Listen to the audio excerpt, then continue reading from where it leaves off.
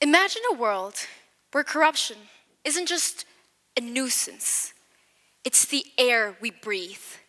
A world where hard work is meaningless because bribery decides who succeeds, where justice is an illusion manipulated by those with money and influence.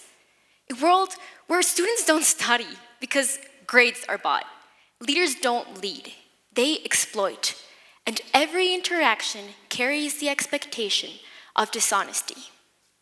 We wake up every day knowing that no matter how much effort we put in, the system is already rigged against us. In this world, we don't just experience corruption, we surrender to it. And what's worst of all is we begin to believe that nothing can change.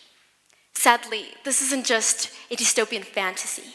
In many ways, it shows parts of the reality we live in today.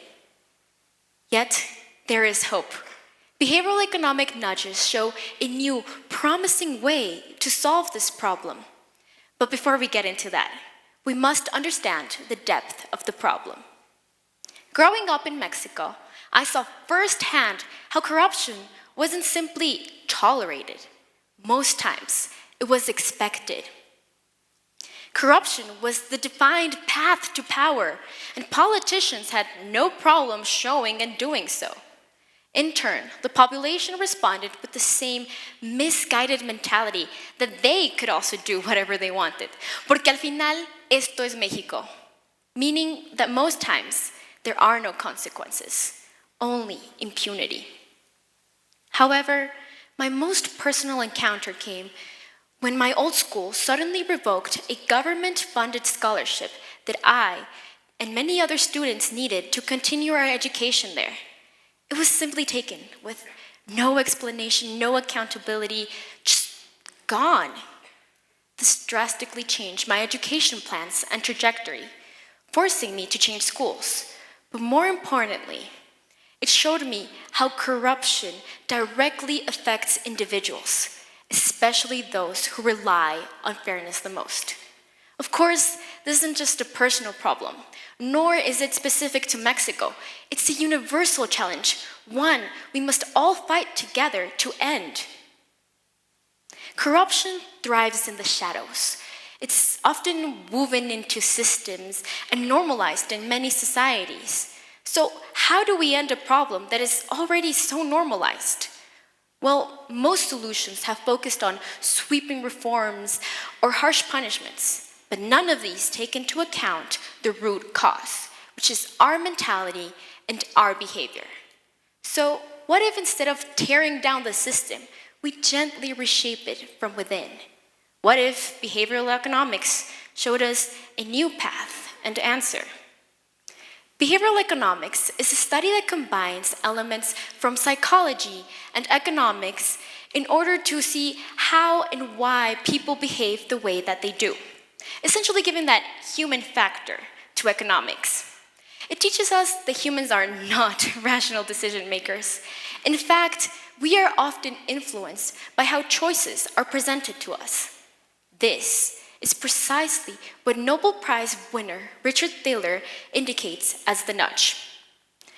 We could also define the nudge as a subtle change in how choices are presented in order to influence behavior without, this is important, restricting freedom. Instead of forcing people to be honest, we are guiding them and showing that honesty may be the easier and more natural path. An example is in Guatemala. Researchers conducted a study in order to see if a simple nudge, such as a reminder letter, could improve tax compliance. The study was very successful. In fact, one of the most effective letters was the deliberate choice letter, which indicated that not doing your taxes was a deliberate choice. It wasn't something that you simply forgot to do. It was something that people were actively avoiding. This targeted what is called the social quo bias, which is people's tendency to stick to their habits, even those they are not aware of, which in this case was not paying their taxes. Just by reframing this, Tax compliance increased by 269%. Another successful nudge was the majority choice letter. This one highlighted that 64.5% of taxpayers had already filed their paperwork, essentially tapping into people's tendency to follow in with the crowd. By seeing that most people had already done their tax work, others were inspired to do the same, therefore increasing tax compliance by 210% this time. Notice how none of these solutions introduced new policies or penalties. They simply reshaped how people saw their responsibilities.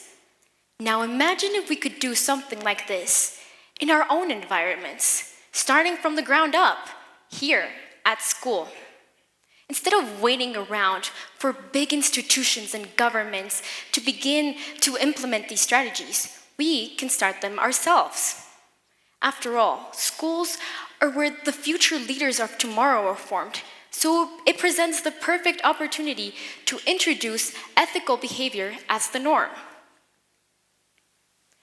Some of these examples that we could implement include transparency tools, which make information open, clear, and accessible to all. For example, a school that consistently gives out clear grading rubrics for assignments ensures that students know how they will be evaluated, therefore decreasing unfair grades. Another example are ethical defaults, but these focus on pre-selected choices that encourage ethical behavior.